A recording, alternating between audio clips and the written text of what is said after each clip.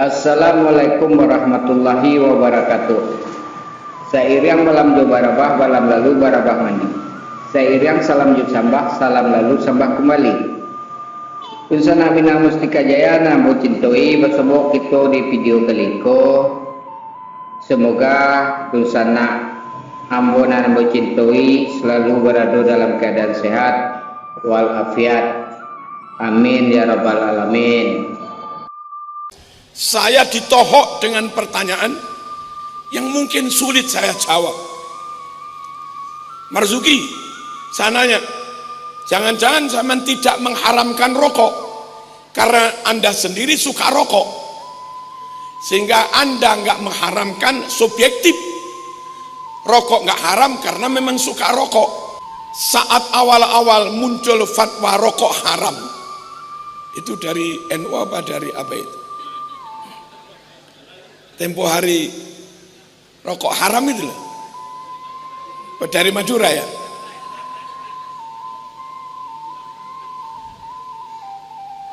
Kami diundang oleh IMM, Ikatan Mahasiswa Muhammadiyah, mewakili NU. Lalu ada Dr. Rizal dari Majelis Tarjih mewakili Sahibul Fatwa bihormati tadkhin. Lalu diskusi.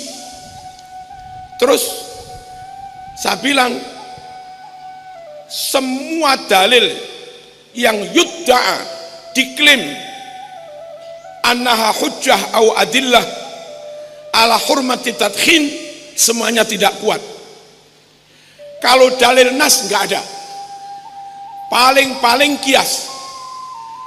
Kalau haramnya tadkhin ngerokok dikiaskan dengan khomer, ya jelas ilatnya beda.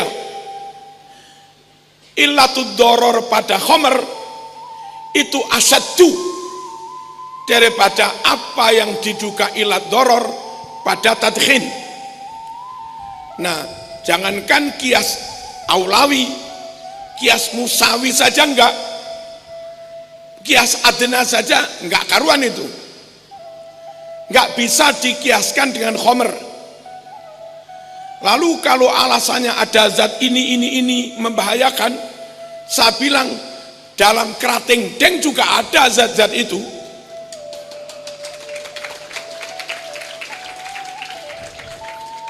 Iya, dalam mie Indomie juga ada. Lah kalau alasannya ada zat-zat itu, ada zat aditif macam-macam, lalu Anda haramkan rokok, ya jangan diskriminasi. Sekalian semua jenis makanan, minuman yang mengandung zat itu haram semua sudah. Rokok haram, Indomie haram, kerating den haram, yang kuning itu apa? Extra jos haram, itu sekalian sudah. Sprite haram, Coca-Cola karuan sudah. Kalau ilatnya sama, satu Anda haramkan, satu tidak, berarti Anda diskriminatif, nggak boleh. Allahumma shalli ala sayyidina Muhammad. Wong kaset kok disamakan dengan penghafal Quran, itu diskriminasi, Mas. Menyamakan hal yang beda atau membedakan hal yang sama. Selesai diskusi, terus ya'ti daur litorhil as'ilah, ada tanya jawab. Saya ditohok dengan pertanyaan yang mungkin sulit saya jawab. Marzuki, saya nanya, jangan-jangan zaman tidak mengharamkan rokok karena Anda sendiri suka rokok, sehingga Anda nggak mengharamkan subjektif. Rokok nggak haram karena memang suka rokok. Saya jawab, saya nggak ngerokok. Tanya santri ini. Lalu ganti pertanyaan ke arah Dr. Rizal. Dokter, jangan-jangan ente mengharamkan rokok karena memang nggak suka rokok. Dia bilang, saya mengharamkan rokok Ini tugas organisasi. Sosialisasi tentang fatwa haramnya rokok. Kalau urusan pribadi, saya malah setuju dengan rokok. Lalu dia ngambil rokok dari sakunya. Ini rokok saya sama koreknya.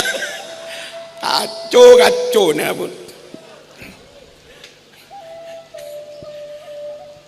Allahumma shalli ala sayyidina Muhammad. Itu pendapat beliau. Tapi tetap pada akhirnya ya memang ulama ada khilaf, ada perbedaan pendapat. Taruhlah sunnah, taruh. Kalau saya bilang rokok haram, akhirnya Darul Mustafa bubar, besok kagak mau ngaji lagi deh. Ala kulli hal, lebih baik ditinggalkan. Tapi kadang-kadang orang kalau ngerokok ada aja jawabannya.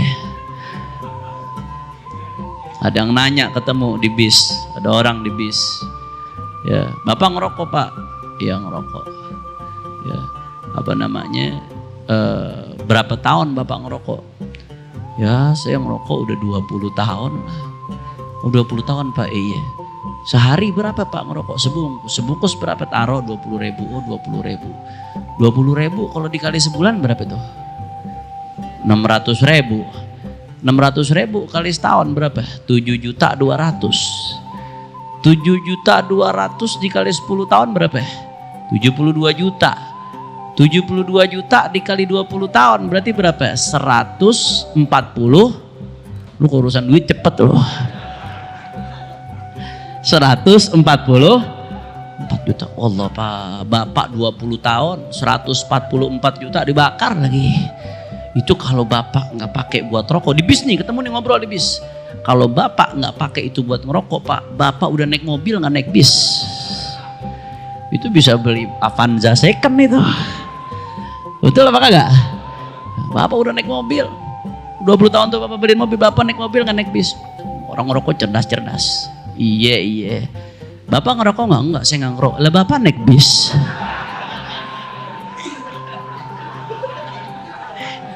Emang orang kok ngerokok ada aja jawabannya dah. Masya Allah. Ada dari keluarga Syekh Abu Bakar bin Salim, Sayyidina Husain bin Syekh Abu Bakar bin Salim, anaknya Syekh Abu Bakar bin Salim. Itu beliau anti banget merokok tuh, Sayyidina Husain bin Syekh Abu Bakar bin Salim. Ya, sampai-sampai beliau mengharamkan dan ngebakarin ladang tumbak. Ladang tembakau itu dibakarin sama beliau.